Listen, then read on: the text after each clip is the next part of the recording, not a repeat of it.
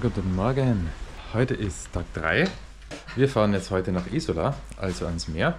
Die heutige Tour ist jetzt nicht ganz so lang, die hat 98 Kilometer und 1400 Höhenmeter in dem Bereich. Wir wünschen euch wieder viel Spaß.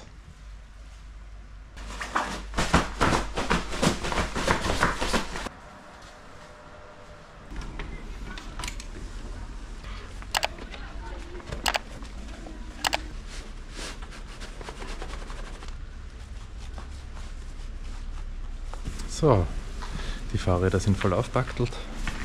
Ich warte noch auf die Karin. Ich freue mich schon heute. Es scheint die Sonne.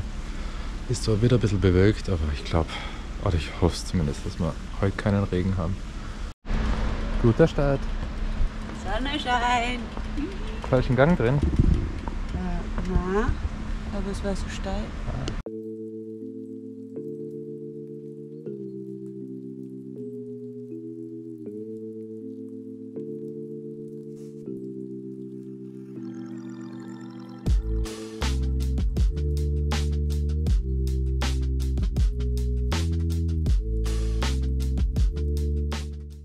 Rauf geht's wieder mal. 390 Höhenmeter am Stück.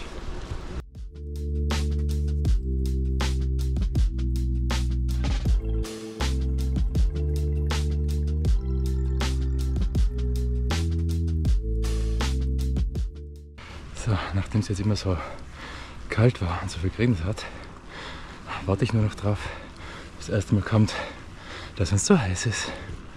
Aber ich glaube, so richtig drüber beschweren will man es nicht.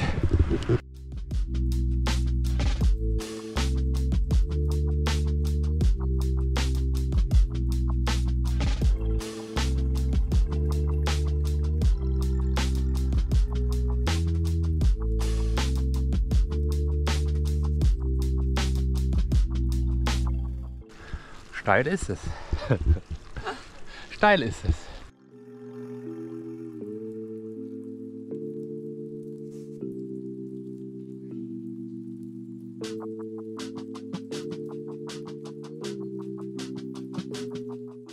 Wir fahren da gerade zu einem Aussichtspunkt drauf, der sich hoffentlich lohnt, weil es sausteil.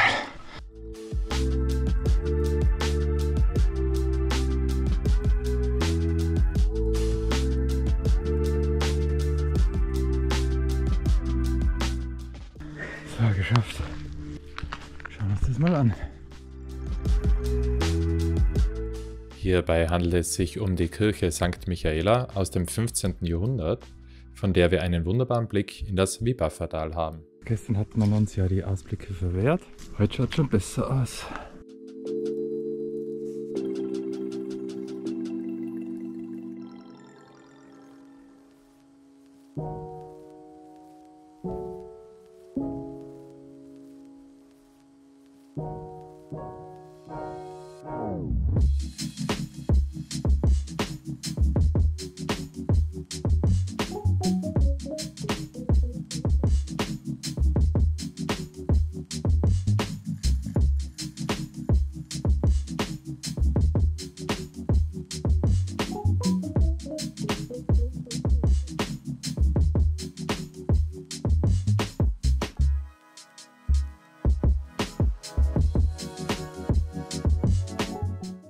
So, inzwischen befinden wir uns im zweiten längeren Anstieg des Tages.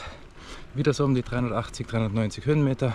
Der Rest der Strecke ist, glaube ich, eher recht hügelig. Da kommen dann noch so, ich glaube, 800 Höhenmeter auf uns zu insgesamt. Jetzt haben wir schon mal 18 Kilometer hinter uns und 80 sind es noch.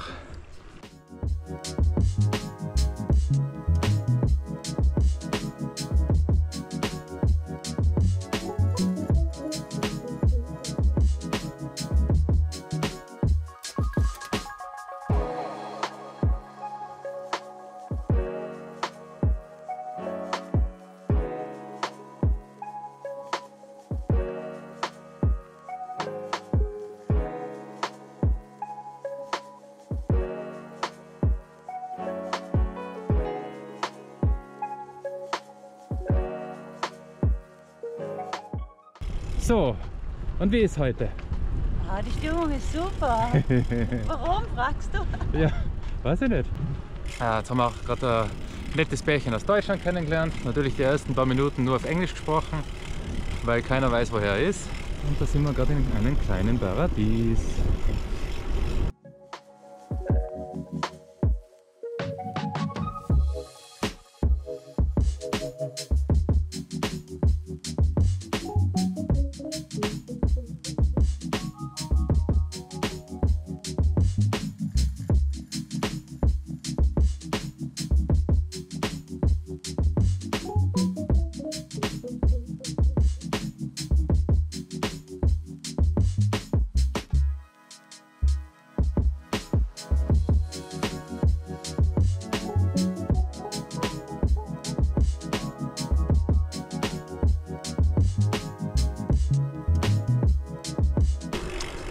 Jetzt machen wir uns gerade auf die Suche nach einem Café, was in der Gegend nicht so einfach sein wird, weil wir wirklich sehr, sehr weit weg sind von jeglicher Zivilisation bzw. halt von Dörfern mit mehr als 10 Einwohnern.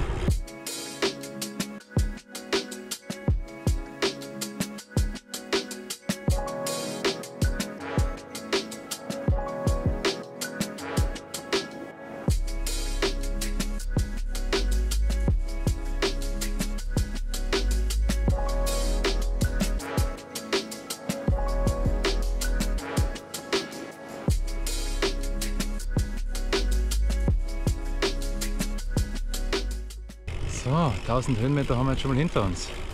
Heute sind es echt nur noch 440, herrlich. Im Vergleich zu den letzten 2 Tagen. Und es läuft heute einfach so viel flüssiger.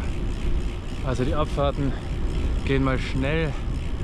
Wenn wir am Schotter sind, ist es ein schöner Schotter. So mag ich das. Die Karin haut schon wieder ab.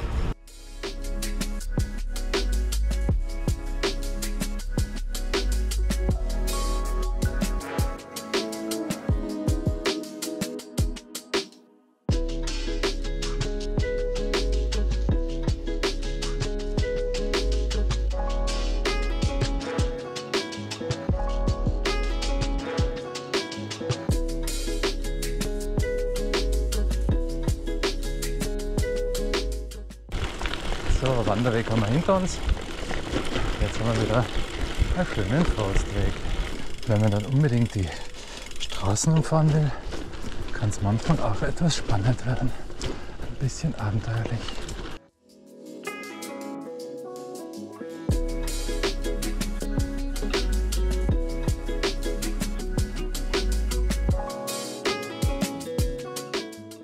So, jetzt befinden wir uns wieder auf der Hauptstraße.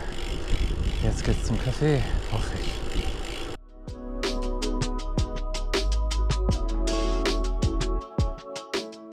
So, jetzt gibt es eine große Kaffeepause. 20 Kilometer vor Triest. In Triest gibt es dann nochmal einen.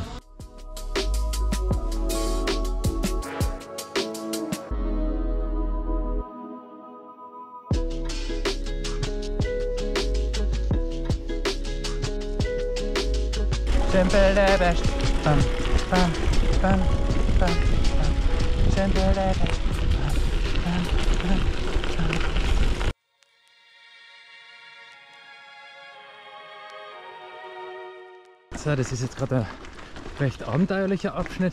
Ganz kurz haben wir die Autobahn gestreift, aber das ist echt Teil eines Radweges. So, nächste Herausforderung. Das ist jetzt gerade ein Radweg nach Triest. Also man merkt schon, Triest ist jetzt nicht unbedingt die fahrradfreundlichste Stadt. Diese Aussage sollte sich noch allzu sehr bewahrheiten.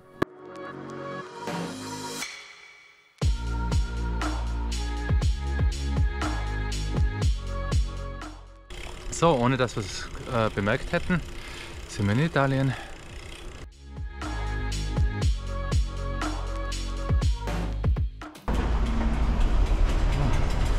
Radweg in Triest. Wunderschön.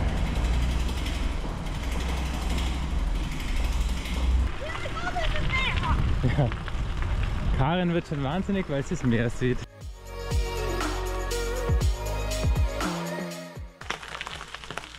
Hi du. Wow, wir sind am Meer. Also beim Planen von der Tour habe ich ja gedacht, dass der Abschnitt da 2-3 Kilometer lang ist. Aber wir fahren jetzt schon eine gefühlte Ewigkeit darunter.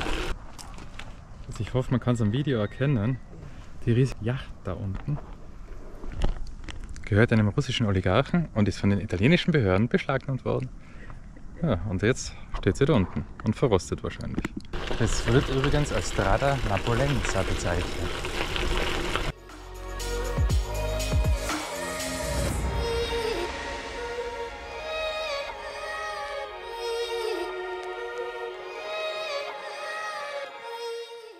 So, jetzt sind wir zwar eine wunderschöne Straße gefahren, allerdings ist es so, dass Komoot uns da über einen Hang runterschicken wollte, der nicht fahrbar ist und auch nicht gehbar ist.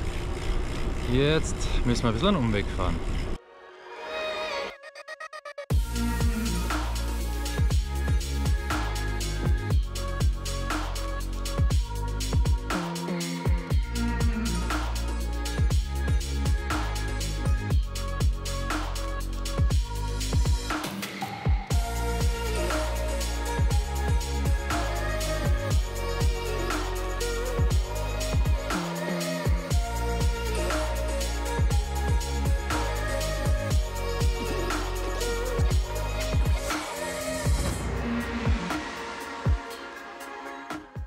So, jetzt sind wir wieder in der Stadt.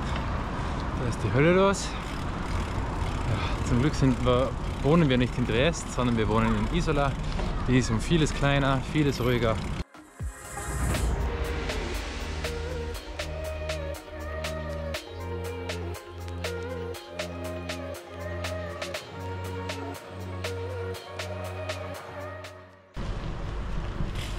Wunderschönes Triest.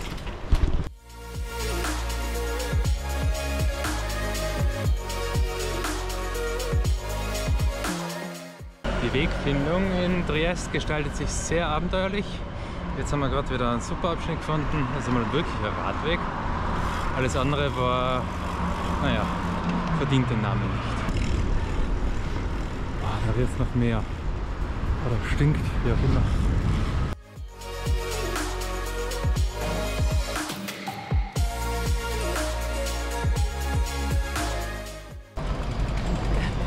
Ein bisschen Sightseeing zwischendrin muss einfach sein, oder? Geht's auch. Aber ja, werden wir überleben. Wow, sehr schön. Und dann? Auf? Geht's weiter? Geht's weiter? Zum nächsten Café. Karin am Instagrammen.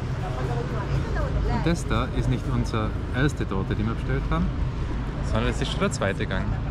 Der italienische Radweg. Wunderschön. Also ich glaube jetzt, wir werden es nicht vermissen. Gute Kuchen, guter Kaffee, aber nichts für Fahrradfahrer.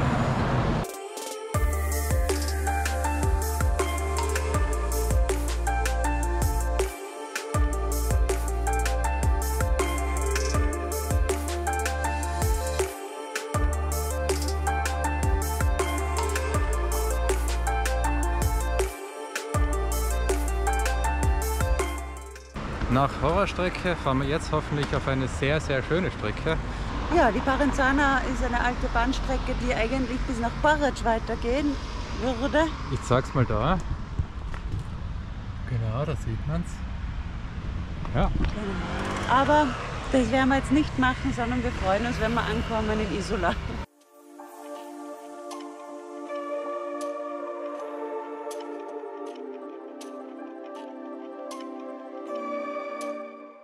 Oh, ganz gefährlich. Karin fährt voran. Das heißt meistens, sie hat Hunger.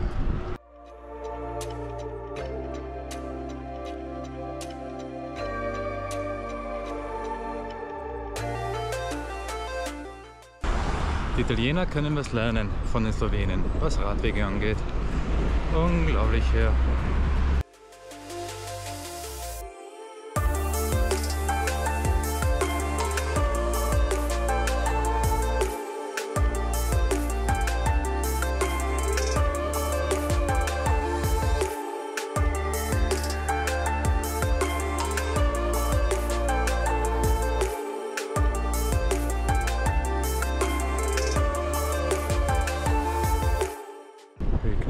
Isola.